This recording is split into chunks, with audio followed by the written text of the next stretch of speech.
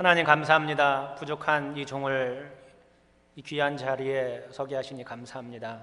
하나님, 제가 주님께 무엇을 드릴 수 있겠습니까? 하나님, 하지만 주님의 사랑으로 이 자리에 서게 하시니 감사합니다.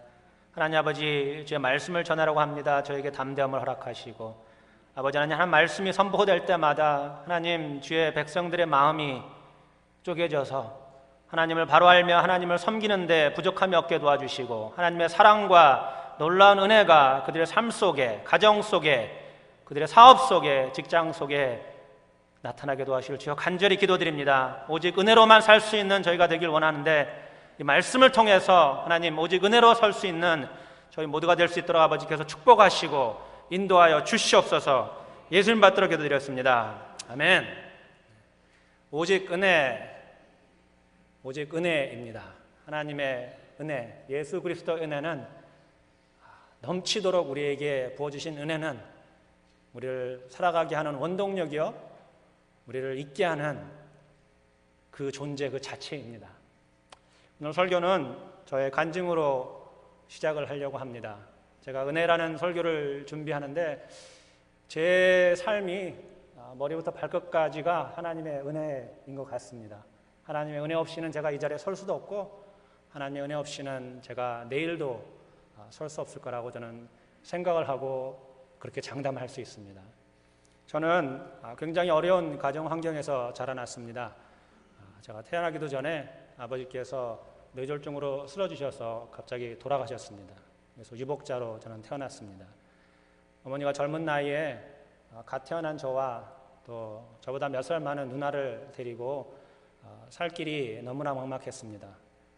그래서 제가 초등학교 들어가기 전에 어머니께서 재혼을 하시기로 결정하시고 재혼을 하셨습니다.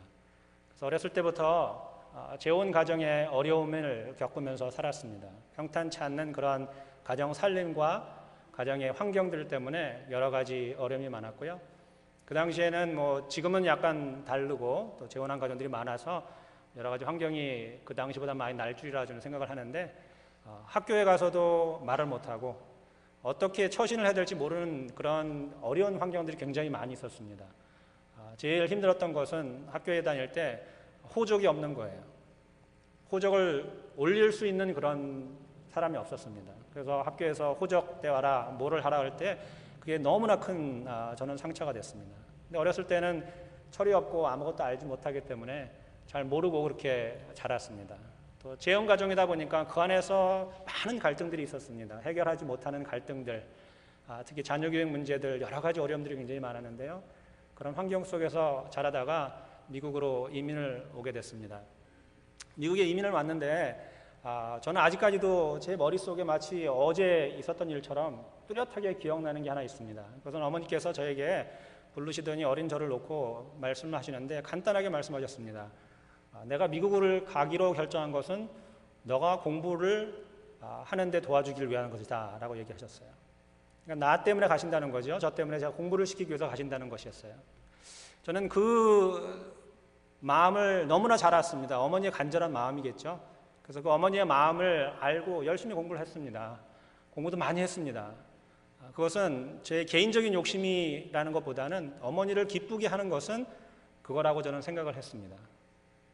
근데 돌이켜보니까 제가 열심히 살았는 줄 알았는데, 그 어려운 환경 속에서도 나 나름대로 열심히 노력하면서 살았는 줄 알았는데 보니까 그게 아니더라고요. 하나님께서 너무나 놀라운 은혜로 저를 채워주셨는데요.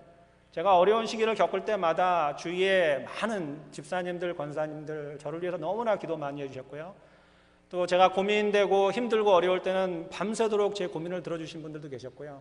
저를 위해서 기도하고 같이 위로해주는 그런 많은 기도의 친구들, 동역자들이 너무나 많은 사람들이 제 곁에 있었습니다. 하나님의 은혜입니다. 하나님의 은혜입니다. 제가 이 자리에 서 있는 것은 제 스스로 되어 있는 것이 아니라 하나님의 은혜입니다. 제가 학교에서 대학원생을 상대로 심리 검사에 대해서 강의를 하고 있습니다. IQ 검사라든지 성격 검사, 여러분들이 너무나 잘 아는 그 검사에 대해서 학생들을 가르치고 있는데요. 그 검사 중에 MMPI라는 검사가 있습니다. 여러분들에게 생소하실 수 있는데 이 MMPI는 굉장히 보편적으로 잘 사용하는 그런 심리 검사입니다. 특히 이제 심리 프로파일들이 요즘에 TV에 굉장히 많이 나오는데 이분들이 가장 많이 사용하는 그런 심리 검사입니다. 그게 뭐냐면은 보통 범죄자들이 범죄를 졌으면은 왜 이 사람들이 범죄를 졌는가를 알아내기 위해서 이 MMPI를 사용을 합니다. 그래서 어떤 문제가 있는지, 어떤 정신적인 문제 때문에 그런 엄청난 일을 저질렀는지를 찾아내는 겁니다. 또한 미국에서는 이 MMPI를 가지고 경찰이라든지 FBI라든지 그 사람들을 뽑을 때 이 검사를 합니다. 그래서 이 사람들이 경찰로서 합당한 사람인지 아닌지 먼저 알아보고 채용을 하는 것입니다. 그리고 신학교에 들어갈 때 신학생들에게도 이 MMPI를 검사를 합니다. 저도 신학교 가기 전에 이 검사를 했었습니다. 이 사람이 목사로서 하나님을 섬기기에 정신적으로 합당한 사람인지 아닌지 알아보는 그런 검사입니다. 근데 이 MMPI가 굉장히 재밌는 것은 뭐냐면은 MMPI를 다 검사하고 점수를 낸 다음에 그것을 그래프에다 이렇게 그리도록 되어 있는데 범죄자나 경찰이나 목사나 그래프가 얼추 비슷합니다. 비슷한 양상들이 굉장히 많다는 것이겠죠. 제가 여기 서 있는 것은 저는 제 뜻대로 제가 노력해서 제가 열심히 해서 섰다고 생각했는데 그것이 아니더라고요. 범죄자나 목사나 종이 한 장 차이더라고요. 하나님의 은혜로 저는 이 자리에서 여러분 앞에 서서 말씀을 전하고 있습니다. 이 은혜가 얼마나 놀라운지요. 이 은혜가 얼마나 감동스러운지, 감격이 되는지 저는 사실 매일 삶을 통해서 하나님께 너무나 감사드리고요. 제가 이 땅에 서 있다는 이 자체도 어떻게 보면 기적이고 너무나 다른 말로 표현이 되지가 않습니다. 은혜 가운데 살고 있습니다. 너무나 감사합니다. 하나님의 은혜. 우리는 이 말을 너무나 많이 하지 않습니까? 제가 간증한 것처럼 여러분들도 삶 속에 이런 비슷한 간증들이 있으리라 저는 생각합니다. 하나님의 은혜 때문에 내가 산다라고 많이 말씀들 하실 겁니다. 우린 교회에서 가장 많이 사용하는 단어 중에 하나가 은혜라는 것을 너무나 잘 알고 있습니다. 그러면 도대체 이 은혜가 무엇일까요? 우리는 이 은혜라는 말의 뜻을 알고 사용하고 있을까요? 사실은 저도 100% 이 은혜를 정확하게 안다고 여러분들에게 고백은 할 수가 없습니다. 왜냐하면 저의 삶을 통해서 계속해서 알아가고 있는 단계이기 때문에 모르겠습니다. 천국에 올라가서 은혜라는 단어를 정확하게 내가 알고 머리로 이해하고 가슴으로 맞고 영적으로 이해할 수 있는지는 모르겠는데 지금까지는 그렇지 않은 것 같습니다. 근데 적어도 성경에서 우리에게 은혜가 무엇인가라는 것을 가르쳐주는 것은 알고 있습니다. 은혜가 무엇인가? 은혜라는 것은 하나님께서 우리에게 그냥 거저 주는 것입니다. 헬라어로 은혜는 카리스라는 건데 카리스라는 것은 선물입니다. 은혜는 그냥 거저 값없이 선물로 우리에게 그냥 주는 겁니다. 아무런 것도 바라지도 않고 그냥 거저 주는 것이죠. 근데 하나님은 우리에게 은혜를 그냥 거저 주시는데 우리가 그 은혜를 알고 은혜에 조금이라도 우리가 보답을 할 수 있다고 한다면은 보답하는 것 자체가 불가능하겠지만은 조금이라도 알고 그 은혜를 고맙게 생각하면서 살 수 있기를 바란다면은 우리가 알아야 될 게 하나가 있는데 그것은 바로 우리가 죄인이라는 것을 알아야 된다는 거예요. 우리가 죄인이라는 것을 알지 못한다면 우리는 하나님의 은혜를 도저히 이해를 할 수가 없습니다. 우리가 죄인이라는 것을 알지 못한다면 우리는 하나님의 복음을 도저히 이해를 할 수 없습니다. 어떻게 우리가 그것을 이해하겠습니까? 어떤 남자가 그냥 십자가에 그냥 죽은 것이지 그것이 나에게 무슨 의미가 있겠습니까? 은혜라는 것은 나 같은 죄인, 하나님의 사랑을 받을 자격이 없는 이 죄인에게도 하나님께서 놀라운 사랑으로 채워주신다는 것을 아는 것, 거기서부터 하나님의 은혜를 아는 것이 시작이 되는 것입니다. 나는 너무나 죄인이기 때문에 도저히 나는 사랑을 받을 자격이 없는 것을 아는 것입니다. 내가 만약에 죄인이라는 것을 안다고 한다면 우리는 그런 마음이 있을 겁니다. 그런데 하나님께서는 너무나 놀라운 은혜로 우리에게 채워주신다는 거예요. 채워주신다는 거예요. 로마서 3장 23절 24절 이런 말씀이 있습니다. 모든 사람이 죄를 범하였음에 하나님의 영광에 이르지 못하더니 그리스도 예수 안에 있는 속량으로 말미암아 하나님의 은혜로 값없이 의롭다 하심을 얻은 자 되었느니라. 우리가 복음을 전할 때 많은 사람들이 나는 하나님을 믿지 않아, 나는 교회가 싫어 라고 얘기했을 때에는 사실은 그들 깊숙한 내면의 마음속에는 자기 스스로가 자기가 죄인이라는 것을 모르기 때문에 그렇습니다. 나는 죄인이 아니야. 나는 착하게 살고 있어. 나는 아무개보다 나아. 나는 저 사람보다 잘하고 있어. 라고 내 스스로 생각할 때에 그 사람들은 복음을 받아들일 수 없는 것입니다. 하나님을 알고 모르는 차원이 아니에요. 내가 죄인인가 아닌가를 알고 그것을 받아들였을 때 우리는 바로 복음의 은혜 안에 들어오게 되는 거죠. 그것을 몰랐을 때 복음을 거부하는 것입니다. 근데 사도 바울은 로마서를 통해서 말하는 것이 뭐냐면은 우리가 무슨 일을 해서 죄인이라는 게 아니에요. 우리 존재 자체가 죄인이라는 것입니다. 우리는 태생 자체가 죄인이라는 거예요. 내가 뭐를 잘하고 잘못하고 그것을 얘기하는 것이 아닙니다. 내 태생이 내가 죄인이라는 겁니다. 우리는 존재 자체가 죄인이기 때문에 우리를 창조하신 창조주의 용서하심과 은혜가 반드시 필요하다는 것입니다. 그것이 은혜라는 것이에요. 누가복음 7장 40절 43절에 이런 말씀이 있습니다. 예수께서 대답하여 가라사대 시몬아 내가 내게 이를 말이 있다 하시니 저가 가로되 선생님 말씀하소서. 가라사대 빚주는 사람에게 빚진 자가 둘이 있어 하나는 500데나리온을 줬고 하나는 50데나리온을 줬는데 갚을 것이 없으므로 둘 다 탕감해 주었으니 둘 중에 누가 저를 더 사랑하겠느냐. 시몬이 대답하여 가로되 제 생각에는 많이 탕감을 받은 자니이다. 가라사대 내 판단이 옳다 하시고.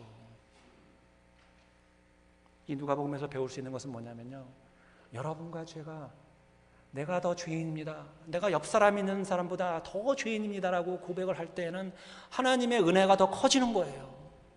하나님의 은혜가 더 달콤해지는 거예요. 하나님의 은혜가 더 감동스러워지는 거예요. 근데 옆 사람보다 내가 낫습니다라고 얘기할 때는 복음의 은혜가 적어지는 것입니다. 은혜는 내가 죄인이라는 것을 알 때에 비로소 느껴지는 것입니다. 우리의 신앙적 문제는 내가 죄인이라는 것을 잊고 동시에 내가 받을 자격이 없다는 것을 망각하는 것이 그것이 신앙의 문제입니다. 나는 잘하고 있어라고 생각하는 것 그 자체가 신앙의 문제라는 것이죠. 우리는 잘할 수 없습니다. 절대 잘할 수 없습니다. 오직 은혜 안에 거할 때에 우리는 비로소 내가 조금이라도 담대하게 하나님 보좌 앞에 나갈 수 있는 것이에요. 정신적인 문제 중에 인타일먼트 이슈라는 문제가 있습니다. 인타일먼트 이슈는 뭐냐면은 이것은 나는 당연히 받아야 된다고 생각하는 것입니다. 나는 당연히 받아야 되는 것. 내가 만약에 사장이라면, 회사의 사장이라면은 나는 이거 당연히 받아야 돼 이렇게 생각하는 것.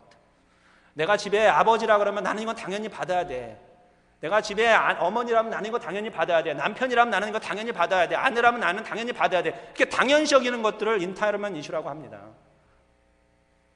제 친구 목사 중에 한국에서 목회를 하다가 미국에 다시 돌아온 친구가 있습니다. 왜 돌아왔냐고 물어보니까 자기가 타락하는 것을 도저히 볼 수가 없다고 그래서 미국에 다시 돌아왔다는 거예요. 한국에 목회를 하러 갔는데 한국 교인들이 너무나 잘해주더라는 거예요. 너무나 따뜻하게 고마움을 표시하고 때마다 명절 때마다 선물 주고 처음에는 너무나 감사했다는 것이죠. 너무나 고마웠다는 것이죠. 근데 시간이 지나니까 당연시 여기라는 거예요. 선물 주면 당연하다는 듯이 받아들인다는 거예요.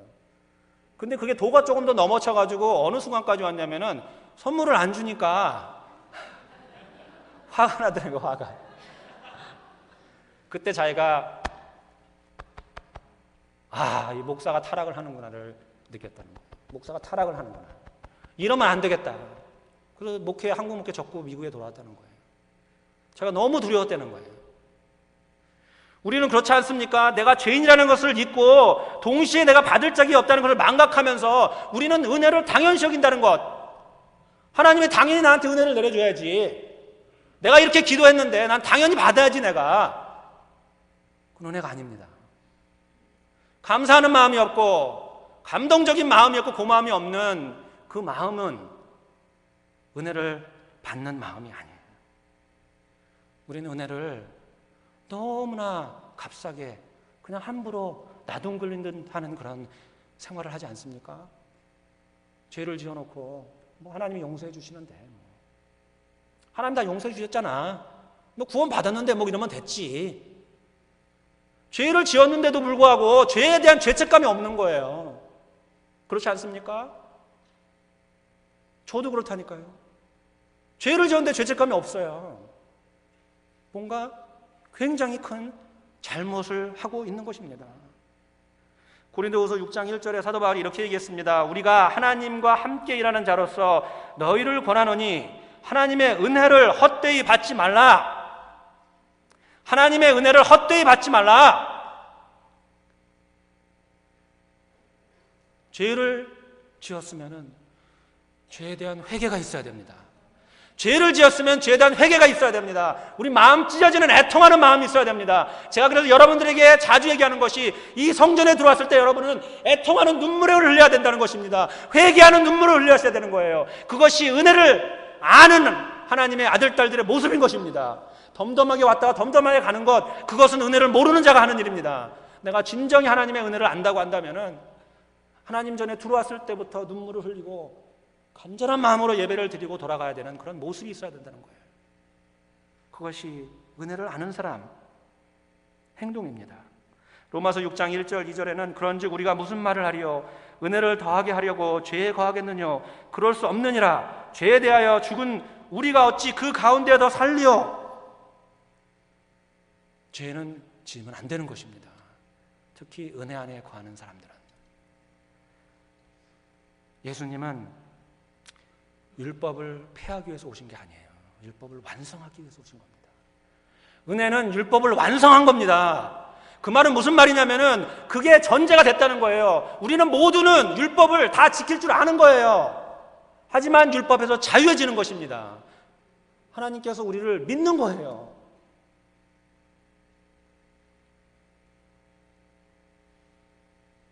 은혜를 자유라고 생각하지 마십시오. 은혜를 방종하면서 그냥 누리는 것이라고 생각하지 마십시오. 그런 은혜가 아닙니다. 오직 은혜는 은혜를 붙잡고 살 때에 그 안에 삶 속에 변화와 감동과 기쁨과 충만함이 있는 것을 이야기하는 거예요. 그런 삶을 사는 것을 이야기하는 겁니다. 어제 배구대에 나갔습니다. 하나님 은혜가 좋게 해서 저희가 3번 다 졌습니다.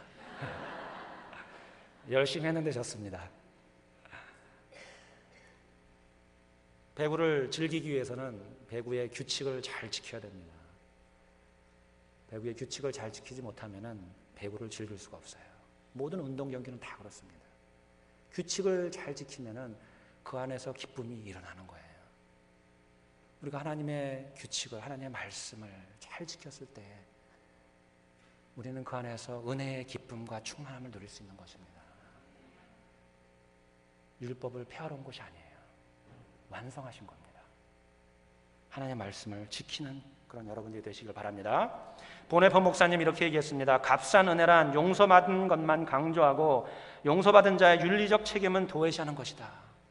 또 이렇게 얘기합니다. 값싼 은혜란 죄인은 의롭게 만들어주지 않으면서 죄 자체를 의롭게 만들어버리는 것이다.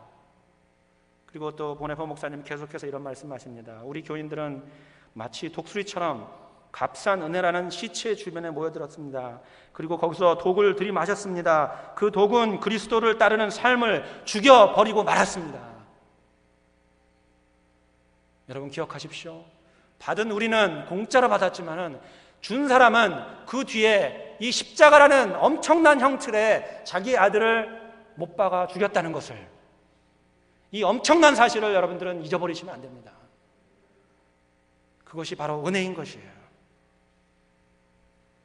오늘 본문을 통해 사도 바울은 은혜의 간증을 합니다. 복음의 핵심인 예수 그리스도의 부활에 대해서 이야기를 합니다. 사도 바울만큼 은혜에 대해서 이야기한 사람도 없습니다. 왜냐하면 그가 하나님의 은혜를 가장 많이 받은 사람이기 때문이 그렇습니다. 그리스도인을 죽이다가 은혜의 구원을 받고 복음을 전하다 죽은 사람이 바로 사도 바울입니다. 여러분 혹시 그런 생각을 하시는 분이 계신지 모르겠네요. 그래도 나는 적어도 사람은 안 죽였으니까 사도 바울보다 낫지. 그 사람은 사람을 죽이고 다녔는데 나는 안 죽였잖아.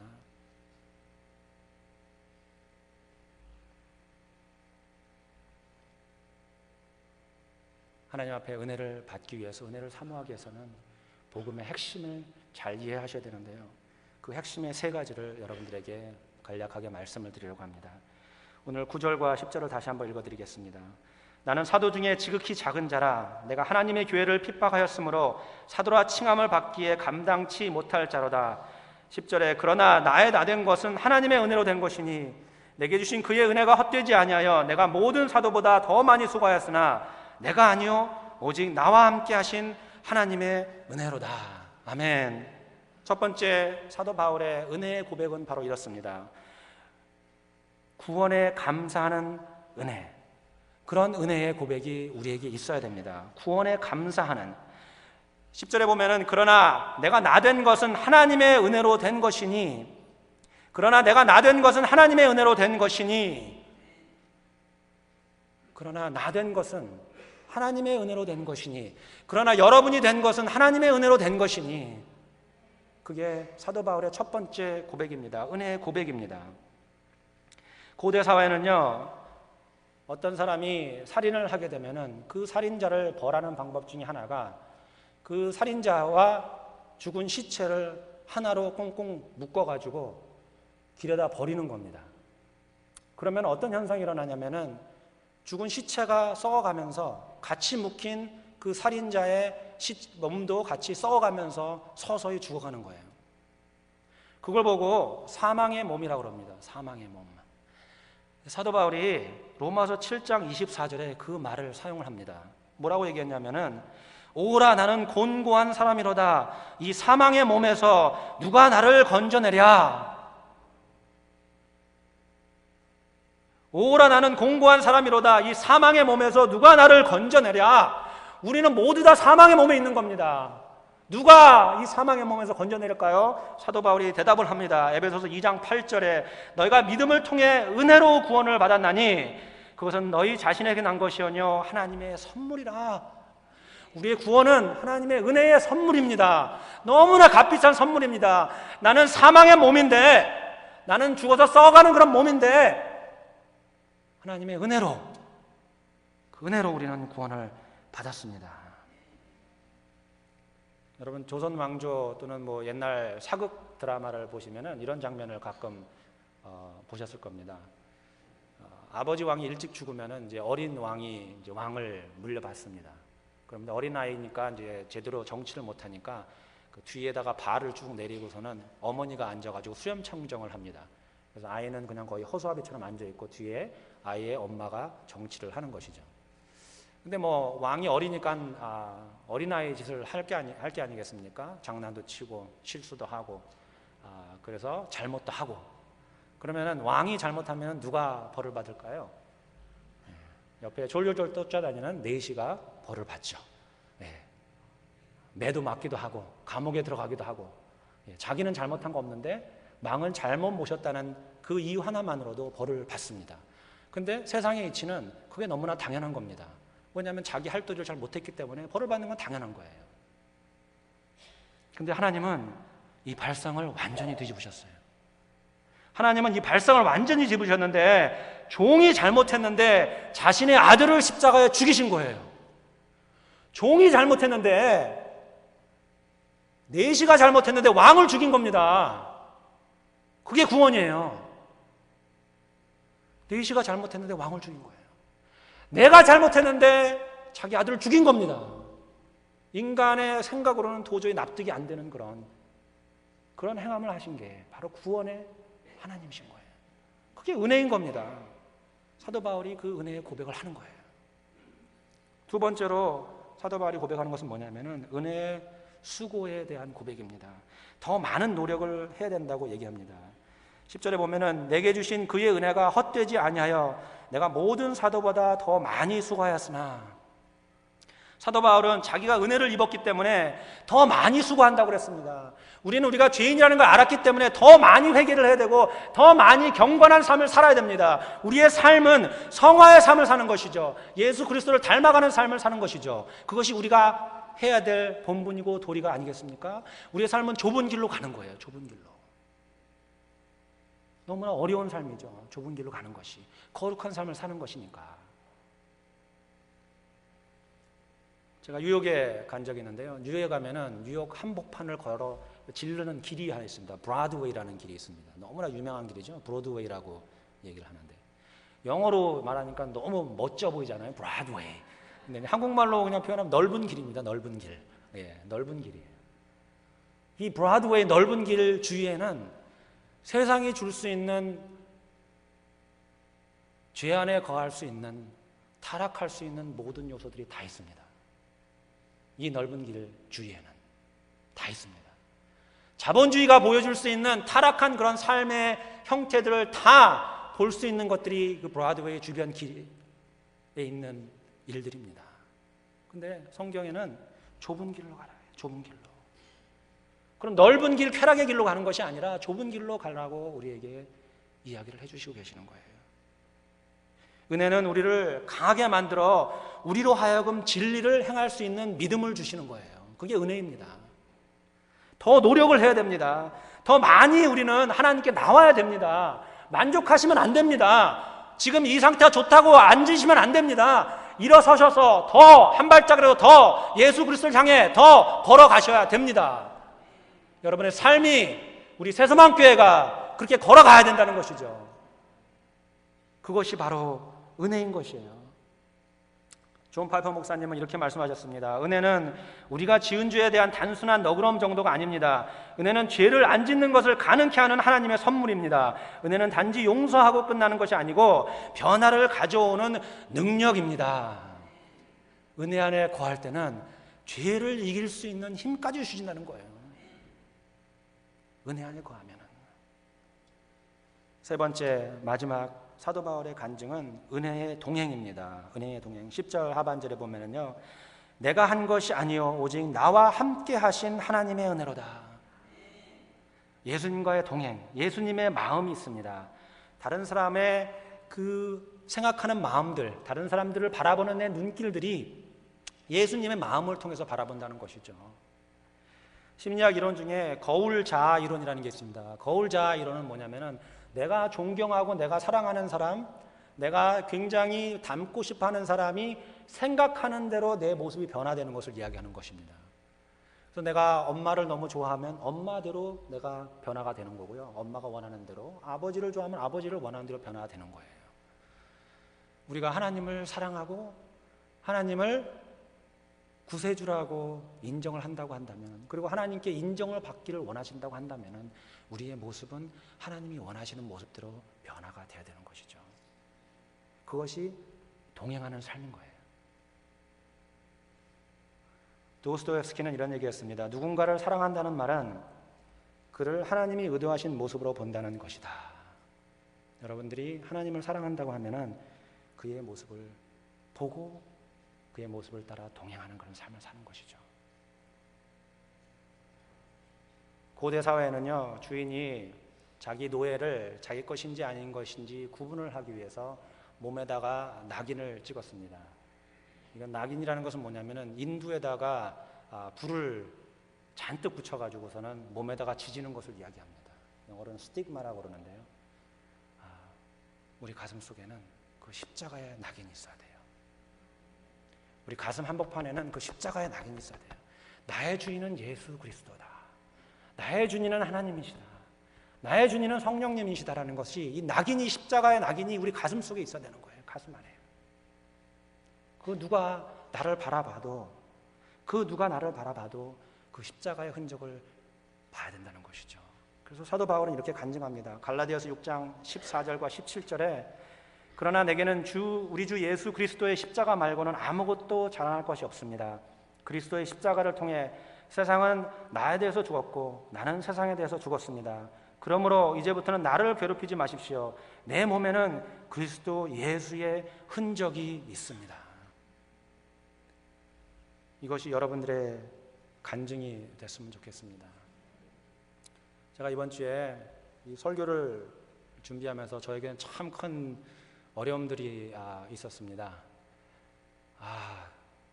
하나님이 이 설교를 나에게 하라고 하시는 건가 의문을 갖게 할 정도의 어려움이 있었습니다. 제가 설교 시작하기 전에 저희 가정에 대해서 간증을 했는데요. 저희 누나와 제가 이제 미국에 왔는데 아까 말씀드린 대로 저희 어머니께서는 저를 공부시키겠다고 미국에 오신 거예요. 근데 그 당시 뭐 많은 분들이 그렇겠지만 한국 가정이 저를 위해서 저희 누나를 어머니께서 희생을 시키셨습니다. 그래서 누나는 제대로 학교도 못 다니고요. 고생하면서 일하고 동생 뒷바라지 한다고 그런 식으로 삶을 살았어요. 그러다 보니까 삶이 너무나 힘듭니다. 지금도 너무나 어려운 삶을 살고 가정도 엉망이고 경제적으로 너무나 엉망입니다. 건강도 엉망이고 제 마음속에는 누나에 대한 미움과 사랑이 같이 있습니다. 미움은 왜 그렇게 밖에 못 사는가라는 그런 미움이 있고요. 사랑은 안타까운 마음, 미안한 마음, 그런 마음들이 있습니다. 월요일 오전에 아내한테 다급한 전화가 한 통이 왔습니다. 저희 누나가 운전을 하다가 머리가 좀 어지럽다고 해서 파킹랏에 차를 세웠는데 어지러워서 바람을 쐬려고 문을 열고 나갔다 그냥 파킹랏에서 그냥 쓰러졌습니다. 길거리에 지나가는 사람이 911을 전화해서 응급차에 실어가지고 병원에 입원을 했어요. 6, 7시간 동안 깨어나지 못했습니다. 코마 상태에서. 너무나 많이 힘들었습니다. 너무나 많이 힘들었어요. 그렇게 힘들으니까 기도가 안 나오더라고요. 너무 힘들으니까 기도가 안 나와요. 기도를 할 수가 없겠더라고요. 일도 안 잡히고 기도도 안 되고 입맛도 없으니까 밥도 못 먹고 기적같이 하나님께서 월요일 저녁에 깨워주셨어요. 정상적으로 100% 돌아오지 않았지만은 눈을 뜨고 사람을 알아보기 시작했어요. 그래서 화요일날 사무실에 갔다가 점심시간에 점심을 먹고 이제 설교 말씀을 묵상하기 위해서 고린도전서 15장 오늘 본문 말씀을 폈는데 10절에서 마치 테이프가 고장난 것처럼 계속 반복되면서 저로 하여금 이 10절에 하나님께서 계속 머물게 하셨어요. 그러나 내가 나된 것은 하나님의 은혜로 된 것이니 내게 주신 그의 은혜가 헛되지 아니하며 내가 모든 사도보다 더 많이 수고하였으나 내가 한 것이 아니요 오직 나와 함께 하신 하나님의 은혜로다. 커피숍에서 제가 이 말씀을 읽는데 막 왈칵 눈물이 나오는데 주체가 안 되더라고요. 근데 하나님께서 내 은혜가 족하다. 내 은혜가 족하다. 하나님의 위로의 말씀이 제 미안한 마음, 누나를 향한 미안한 마음, 안타까운 마음을 위로해 주시는 그 음성을 제가 들을 수 있었어요. 내 은혜가 족하다. 네가 여태까지 된 것도 너 스스로 된 것이 아니다. 내 은혜로 된 것이다. 그게 하나님의 은혜입니다. 저는 여러분들의 삶 속에 믿음 생활 속에 이 하나님의 은혜를 누리며 살기를 원해요. 하나님은 우리를 너무나 많이 사랑하시는데요. 필립 얀시는 이런 얘기를 했습니다. 우리 모두는 하나님 앞에서 혐오스러운 존재다. 모두 죄를 지었으니 말이다. 하지만 하나님은 모든 이유를 뒤로한 채 우리를 여전히 사랑하신다. 우리는 여전히 하나님의 자랑이요 기쁨이다. 여러분과 저는 여전히 하나님의 자랑이요 기쁨입니다. 우리의 자랑, 우리의 기쁨이 헛되지 않게 여러분 은혜에 진정 거하는 그런 삶을 오직 은혜, 오직 은혜, 오직 은혜, 하나님의 은혜가 족합니다. 그거면 됐습니다. 붙잡고 사십시오. 기도하겠습니다.